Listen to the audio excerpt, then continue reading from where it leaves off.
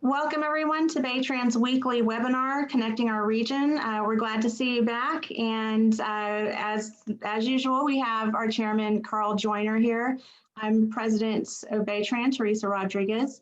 And this week we're hosting Congressman Pete Olson from District 22. Congressman, we've been hosting these webinars throughout the spring, summer, and fall. This is just our way to keep our region connected. We've had mayors, we've had county officials, agency officials, and congressmen as well. So we're glad to have you on here. Carl, I'm going to turn it over to you to just make a few words about BayTran's priorities, and then Congressman, it's your turn to have the floor. So welcome, Congressman, and welcome everyone else that's on today.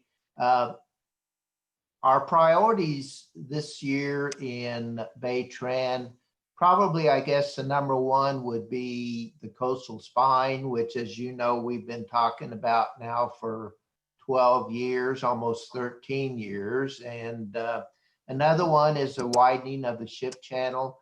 Both of those are going to take help on the federal level. And then another one that's local, which affects you also, is the completion of the Grand Parkway.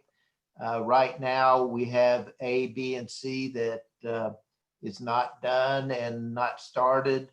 B and C at least are in the 10-year plan, but not funded. But Section A, which is over here by us and KEMA, isn't even in the 10-year plan, and we're trying to get that moved up to where we can get that completed, hopefully in my lifetime, to where I have a chance to drive on it. So anyway, Congressman, thanks so much for being here, and I will turn it over to you.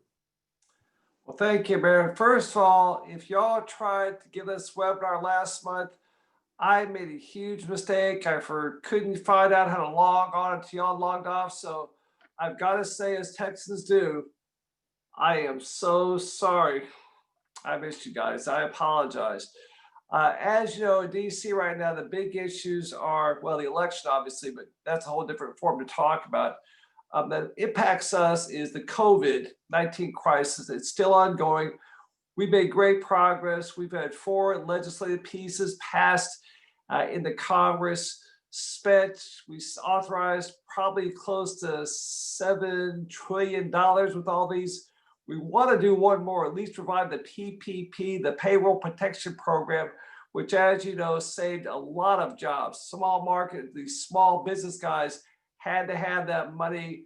They're going through right now, they reimbursed, or they allowed to waive the money, the charges. But that saved the economy. We want to do something like that, but it's got into politics. Mr. Trump, President Trump, wanted the next tranche, so-called tranche, to be about $1 trillion. Speaker Pelosi wanted it to be about $4 trillion. She dropped that down to 2, which was closer, but she had one condition. She determined every penny of the $2 trillion where they would be spent. And that was a no-go for myself and Mr. Trump. And so we're trying to find common ground right now to get this thing going again. But until that time, it's all up in the air. Also, we got to talk about how this has impacted our energy sector and our energy economy, especially in Houston, Texas. Prices have gone down again pretty dramatically. Part of that's COVID. Part of that is a war that's going on between Russia and Saudi Arabia over the price of oil. At one point last year, the price per barrel of West Texas crude futures was negative $36. I don't know what that means. Negative dollars is the future price. So we're having a really decrease in prices. We're seeing a lot of layoffs in our sector, and that's something that happens all the time. We can't, if we just get through this, get this virus under control, our economy was booming again. What scares me about the race to the White House, the Democrat nominee, Senator Biden, Vice President Biden, made, I don't know if a flip a mark or just whatever, but he said, I am going to get rid of all fossil fuels and no more fracking. It's like, whoa, calm down. We all want cleaner air, cleaner power sources, but we want them that are viable in the market. And right now, we don't have something that's as viable as natural gas for power, nuclear power, coal power, clean coal from the Powder Basin, all of it, all of the above. So that's this, we're working with that issue as well. I also support a bill to give, we got this huge reserves of oil. We price go down, called right there by Beaumont, Port Arthur, heading out a little bit south of east of Houston. It's called the Strategic Petroleum Reserve, the SPR. It's just stocked with money, about a 9-day supply of oil. If we go to some sort of war situation, some crisis, some price crisis, like OPEC in the 70s shuts off the spigots, it's been up since about that time. It's full. And that oil's been paid for. How about let's put some of that oil out on the market? And we got that done. And we made sure that don't be stupid like DC does. We buy high and sell low. We bought low, let's sell when it's high. But let's give the administration, whichever one is, Biden, Trump, the option to sell some crude off our SPR. And finally, I'd like to talk about the great things happening at the Johnson Space Center. We have a plan to go back to the moon by 2024. I know that's a tough time slot. We went to the moon. People say we did a decade. We went to the moon in 7 years and 6 months. Alan Shepard's first flight was 1962. Apollo 11 landed on the moon July 20th, 1969. That's 7 years. We made a commitment. We did. How about doing that again? We're building Artemis program. That's the lander that's going to land on Mars. I've been a couple of prototypes there. I saw the ones at JSC, the one I go to Blue Origin. It's good stuff. And how about SpaceX and commercial crew? I got to admit, I was a skeptic. When they said a private company will take our guys into space, I thought there's no way they can do that. They can't make money. The private sector has to make some cash. It won't work. And they proved me wrong. And that was such a cool mission. And what I loved about it was just unconventional. The guys went out there, not this big vehicle that NASA, like Mike knows, going out this launch for a shuttle. He got this big special vehicle. Those guys went out a modified Tesla car. They took off not knowing when they'd come back, and actually did some spacewalks. Before, the guys who flew never got out in space. These guys got out in space. And that's the future. Also, we're being approved. We got approval for the space center, the spaceport at Ellington Field. And that's important as well. All this is happening right now. And we're going to Mars. And I'm excited about the future, but I'm here to say thank you, thank you, thank you. I'm leaving Congress after 12 years. It's my time to go on, but good news about that is I care about this region, and now I am unshackled.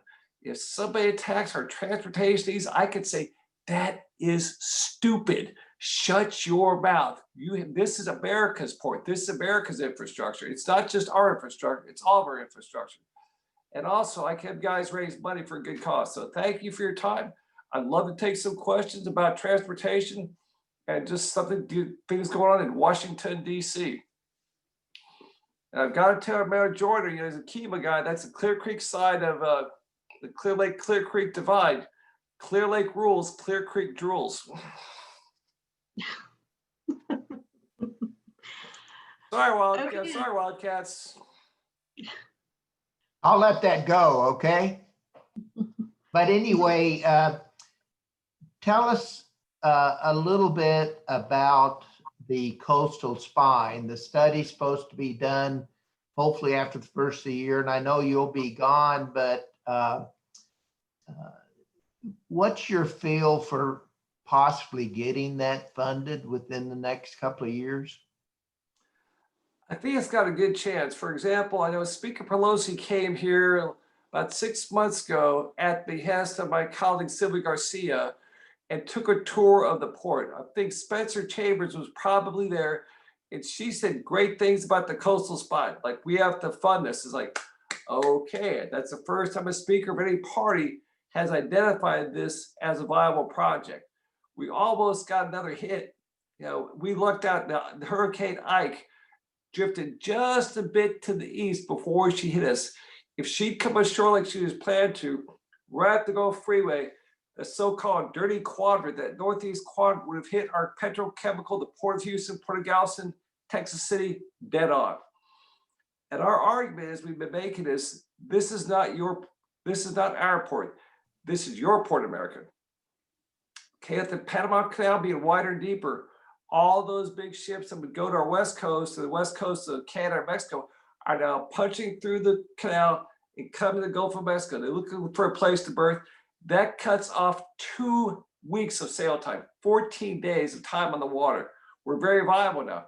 Also, we got the infrastructure right in the middle of the country. We go west, east, north. Guys, West Coast have to plow all the way on a train or a truck to the East Coast, vice versa to the West Coast. We can go both ways. And so we have to also, I was in Antwerp, Belgium, and they've got some of the devices we have, like the Ike Dike, the coastal spine, but they also, with their dredge material, their silt, they're allowed to use it to make new land and not take it 25 miles into the Gulf and dump it out. That's crazy. How about, as we've got those nice little barriers we built with the silt on the east side of the ship channel, how about keep doing that? Now, by the way, Senator Larry Taylor loves that because he loves to tanker surf. Big tankers make big long waves. These waves, hey, baby, you get a little bowl there, like in Hawaii. And so it's our challenge to make sure people know this is your port. And I ask my colleagues all the time, what happened in August of 2017, the gas prices in Montana, Wisconsin, in Ohio, in South Carolina? Well, they went up about $0.25 per gallon. Why'd that happen? Because the Port of Houston shut down for 2 days. Not the port itself, but all the stuff, all the chemical refineries, the refineries themselves, oil and gas, shut down. So if you like higher prices, don't help us. If you want lower prices, help us, because again, this is not our port, it's your port. Good point. Now, kind of staying on the discussion of our port's importance to our region and to America, Port Houston, along with a few other ports in Texas, are all donor ports to the Harbor Maintenance Trust Fund.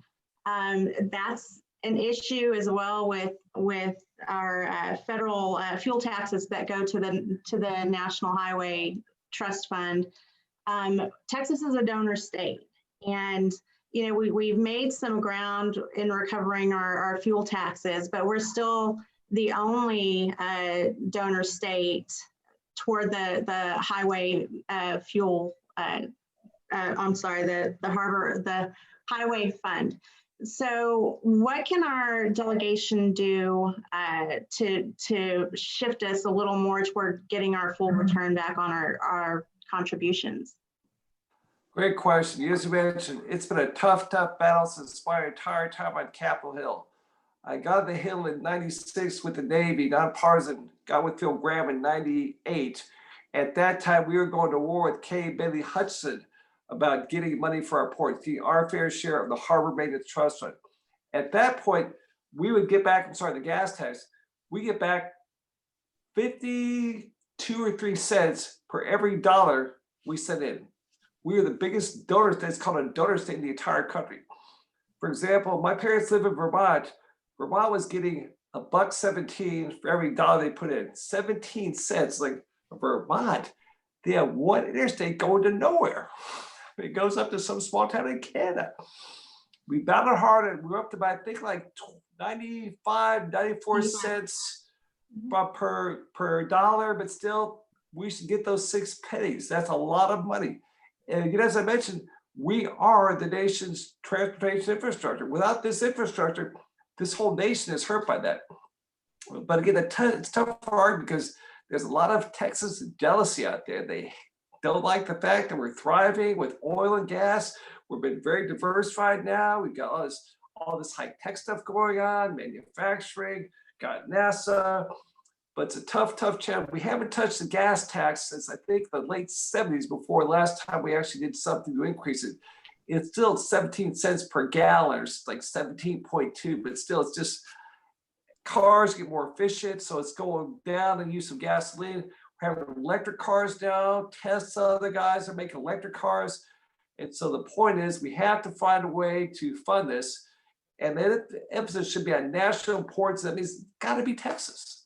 I'm not trying to brag, but I'm bragging. Okay, guys, we contribute more coming from our part of the country, going the East Coast, the West Coast, the Central, coming from our ports as opposed to coming from California ports. Just location.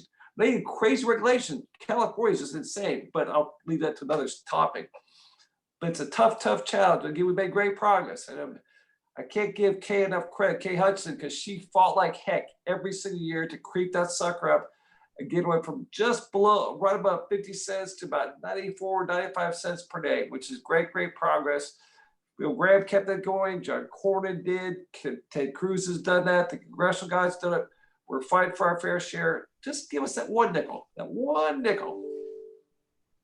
And I mean, and to make a point, you know, you talked about Vermont. Alaska gets $6.80 around there for every dollar that they contribute. So, I mean, there's a steep imbalance, and you know, as usual, Texas is left to carry the load. So, our main trust fund, the gas tax, everything that's got a federal funding mechanism, we tend to get not our fair share. That's why we're pushing for.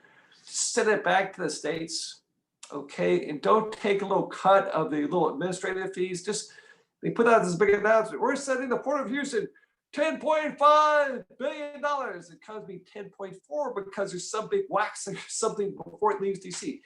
Give us what you tell us to give us. You make that big announcement, give us every penny what you said. Don't nickel and dime us. And again, not to be proud or brag, but if our port is healthy, our region is healthy, the whole country's healthy, pure and simple. Now, you know, talking about our Highway Trust Fund and you know how we continue to pay for our infrastructure, the FAST Act was just extended for another year. When do you think we'll get to a multi-year bill on that? I'm not sure. That's going to be a long battle to fight. I mean, the bill was passed in the bill the House passed, the kind of FAST Act, had a lot of stuff for the Green New Deal type stuff. Like, whoa, guys, this is not a policy thing per se on energy. What source of energy? This is roads, railroads, airports, ports. That's it. Y'all gets caught up, and of course, Spencer Chambers, I think Spencer's online, worked with me for John Cornyn. Big bills like this, we call them Christmas trees because it's a pretty tree and it's Christmas time, so to speak. The bill is going to pass, and some member of Congress has an ugly ornament, really ugly, but I'm going to put this on this tree. If I don't, doesn't stay there, you've lost my vote. If it's a powerful person, the whole thing falls down. We have to get away from those Christmas tree. Also, we have to bring back what I call directed spending by Congress per the Constitution. It's been called earmarks, but that's a term that's got a lot of bad vibes to it. I get that. But by not having directed spending from Congress, we turn that spending over to bureaucrats in DC who have no touch with anything back home. They just X's, O's. I'm not saying they're bad people, but again, not knowing what Houston needs, not going to Port of Houston, going to Port of Houston and saying, oh my God, that channel is 52 miles long. Who knew? Everybody in Houston knows that. Everybody knows that. You should know that. You saw also the Port of Galveston, Texas City, the two container ports, the Port of Houston, the Port of Freeport, the Port of Corpus Christi, the Port of Brownsville, the Port Orange, the Port of Beaumont, all of it. And again, help us, because this helps you. So on that, who do you think are the right people for us to maybe be getting down to see our ports in person? I mean, do you think that's happening enough? Not enough. I mean, some guys don't want to do it, but wait till the elections. We'll see if the Democrats keep the House, what happens with the Senate, but then make sure you tap, because our delegation, one thing you got to love about Texas, yes, we're Democrats and we're Republicans. Right now, it's 24 Republicans and 12 Democrats. Who knows what will happen in a week? But the bottom line is, we're unique. Big state. If something's important for Texas, it doesn't matter what party you're in. I know for the Port of Houston, I can go out to Veronica there in El Paso and say, Veronica, you're 800 miles away, but I need your help. You got it. She comes to me for something in Fort Bliss, you got it. Same thing, Mac Thornberry up there in the Panhandle, you got it. And As I mentioned, Sylvia, I was with her, not with her, but I said, please get Pelosi here. She'll listen to you because you're a Democrat. She got her here. If we get a guy in the White House, get Mike Pence down here, these guys will get him down here. And once they come down here, hope we give the weapons and have the chairman come down there too. That's more for the party that's in power in the House. But still the Democrats, get Mr. DeFazio, get Mr. Plum from my committee, Energy and Congress to come down, because Frank's a good guy. We get along on some issues, but I don't think he's ever seen the port. And just fly down to Frank and just fly down and see ship after ship after ship. Good point. Along the same lines, but going back to NASA, a question was sent in from Marcy Friday from Lakewood Yacht Club, asking how can we achieve a multi-year funding for NASA and its manned space program? And she notes how important, and I know you know, NASA is for our community and for the employees, the contractors, employees who live in the area. Yeah, the problem with NASA is, in DC is, they don't get a lot of money increase in spending. They've kind of been living at about $20 billion plus or minus for a couple of decades now, for at least a decade. And they've done magic with that money. But the problem basically at this time I'm concerned about, because every time we have a change in the White House, a change of power in the Congress, maybe a new administrator at NASA, some big changes happen within the community. The thing that struck me the most, the biggest surprise we all felt was when, hey, we're going back to the moon. It's called Constellation, George W. Bush's program. President Obama wiped it out without talking to my coach who directed JSC, no one that I knew of who was involved in this. The good thing about NASA is public support for NASA is off the charts and for a government agency. And no one's there, like 98% approval. But the problem with NASA, when they compete for money with cops or firefighters or something here on Earth, I've had a colleague, we battled in the same constellation, said, I love NASA, I want to help you, Pete, but I can't vote for money, I got to vote for money taken from NASA for my local cops. And I get that. So it's our charge to make the case. And I had an article in the Chronicle about having a multi-year plan for NASA, a budget for appropriations for 5-10 years. We do that for DOD, our military, because if they commit for 10 years of vehicles, 5 years, have that money, the price goes down, the pressure gets much lower. How about, because NASA's the same way. It's a tough endeavor going into space. It'll give them time, as my coach said when Constellation got cut, he had a list of 50 programs, 50, that were gone track, a little over budget, a little behind the timeline, but doing well, whack. And we can't let that happen, because we're seeing right now, if we don't get involved in space like we did in the past, it'll be taken over by China, by Russia. I mean, China's being very aggressive in going to the north side, the dark side of the moon. We've never been there before with humans. And they're planning to go there. India tried to land a probe there that crashed, but guess who helped them? We found the crash site. We helped them analyze what happened. So we're not these guys who want to take over space. We want to be the leaders in space. But just driving the bus, come on, get on. We'll take you for a ride. You'll love it. All right. Well, Mary Alice Cherry from Bay Area Houston Magazine. Mary Alice Cherry? No, I'm kidding around. That's the icon, man. She wants to know what your plans are after you leave Congress. Well, Mary Alice, thank you for the questions. I go back to my old days at Clinic High School playing for Coach Bill Kruger, and that lady was still there at the News Citizen at that time, not the HCM paper for the Houston Chronicle, but the Bay Area News Citizen. And I'm leaving Congress because of my family. It's time to spend some time at home. I've been in service our country now for almost 30 years, deployments a couple of times, away from my wife, my kids sometimes. So it's time to come home and take care of the family. I'm going to work in here in DC. My wife said, you're retired, son. You're here 57 years old. You got more years to work. So I'm going to do something I care about. A lot of my friends lobby, but they're hired guns. I want to, for a firm, this firm's going to support a dictator or something. I don't need that. I'm going to try to support NASA, our transportation infrastructure, the port, our medical center, AI. I'm on the AI caucus, things like that, something I care about. I can't really get work on that until I leave office, which is noon on January 3rd of next year. So once that happens, I'll be saying, hi guys, how you doing there? Can I shine your shoes? Take you to work? I think you have your answer, Mary Alice. Plus, Mary Alice, I can go by and watch my Falcons whip the Wildcats at Clear Creek High School playing basketball and at Lake play basketball. Go Falcons. All right. Well, we're wrapping up now. I did let you know before, and just to say it again, Mayor Mike Foreman has joined us on the phone. So if you have any remarks, parting remarks you'd like to give to Mayor Foreman while he's listening. Mike Foreman is my hero. I think Mike Foreman went to space, I think 3 times on the space shuttle. He's been very involved. We got rid of the Constellation, involved in trying to get that recovered, or some recovery, which is saved the Orion crew capsule, the big vehicle. I'm just a little upset he left Clear Lake area to go to Friendswood Mustangs. I mean, come on, Michael. Come on, Michael. Falcons over Mustangs all the time. And, just Mike, thanks for what you've done. I saw during Hurricane Harvey, you're outstanding. I mean, Friendswood got hit hard. Oh, by the way, Mary Alice knows this.